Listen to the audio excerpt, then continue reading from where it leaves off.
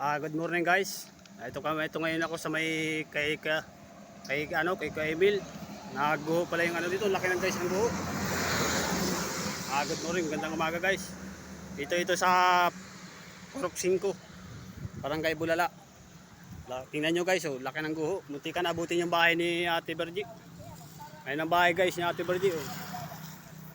Yan ang bahay guys. Ito talagang laki talaga guys, kung makikita nyo guys. Sira pati yung tubo. Hindi ka nabutin guys. Laki pala dito.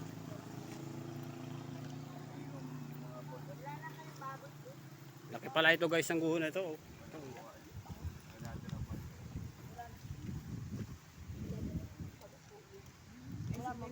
Okay, ate, muntik ka nabutin yung bahay pa, no? Ay, yung baga, saan? Oo. Ilan ang baboy nila dito? Malapit na ito guys dito, Sa bahay nila Ate Bergie, Kaunti na lang diferensya nito guys. Mga ka-farmers. Kaunti na lang diferensya.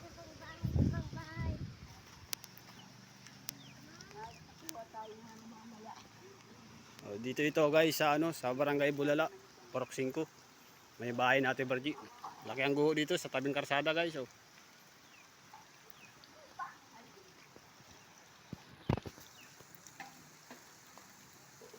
talaga ito. Ito ang gawain guys ng ngayon ng masira pati guys yung guho, yung dalawang putol. Naguho pala yung pusti. Ayun guys, talagang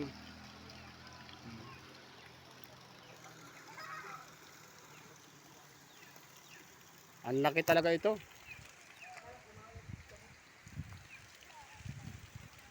Laki talaga.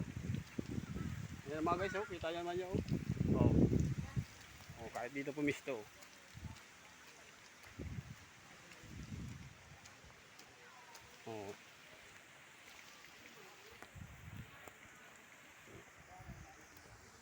Malapit sa sapa. Delikado guys ang bahay ni Kuya Emil. Kawawa man itong may bahay.